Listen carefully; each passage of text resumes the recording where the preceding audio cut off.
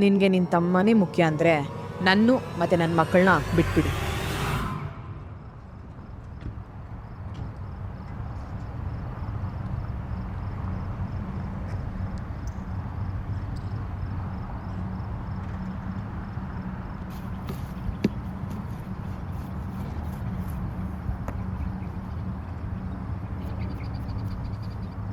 ಲೈಫಲ್ಲಿ ಇಂಥ ಪರಿಸ್ಥಿತಿ ಬರುತ್ತಂತ ನಾನು ಕನಸಲ್ಲಿ ಕೂಡ ಅಂದ್ಕೊಂಡಿಲ್ಲ.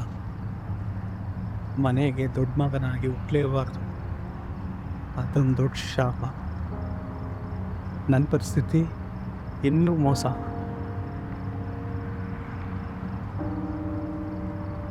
ಕಷ್ಟ ಬಂದಾಗೆಲ್ಲ ಯಾರಾದರೂ ಒಬ್ಬರು ನನ್ನ ಕಾಪಾಡ್ತಾರೆ ಅನ್ಕೋತೀವಿ, ಆದರೆ ಎಲ್ಲರೂ ಬಿಟ್ಟು ಹೋಗ್ತಾರೆ. ಮೊದಲು ಅಮ್ಮ, ಆಮೇಲೆ ಅಪ್ಪ, ಇವಾಗ ನೀನು.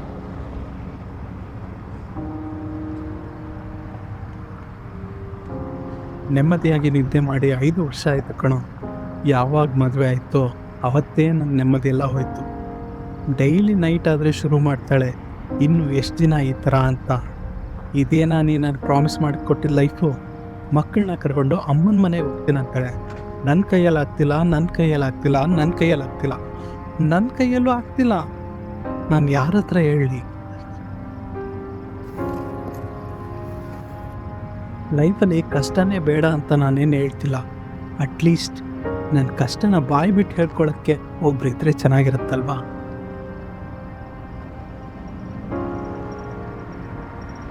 ನಾನು ಹೇಳ್ತಿರೋದು ನಿಮ್ಗೇನೂ ಅರ್ಥನೇ ಆಗ್ತಿಲ್ಲ ಅಲ್ವಾ?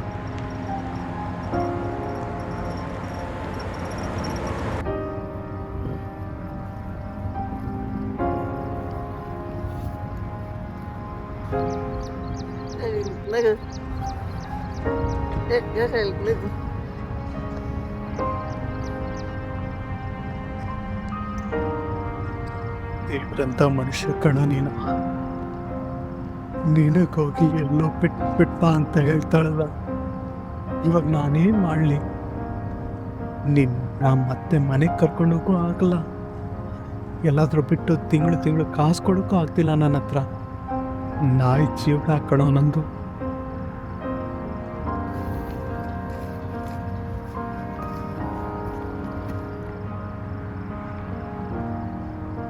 ನೋಡು, ಇಲ್ಲಿ ನೋಡು.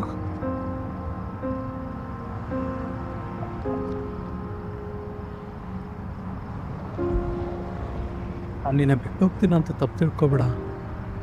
ನನಗೆ ಬೇರೆ ದಾರಿನೇ ಗೊತ್ತಾಗ್ತಿಲ್ಲ.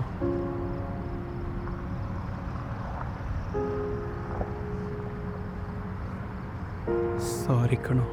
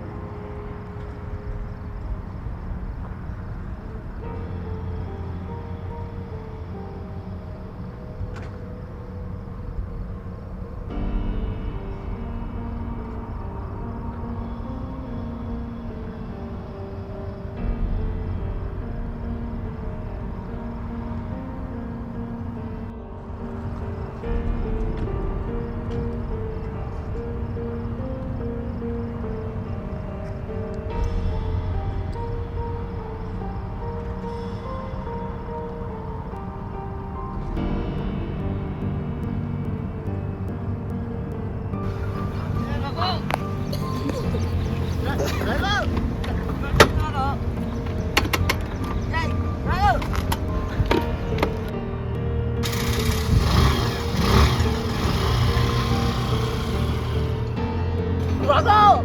Nandito mo! Rago! Rago!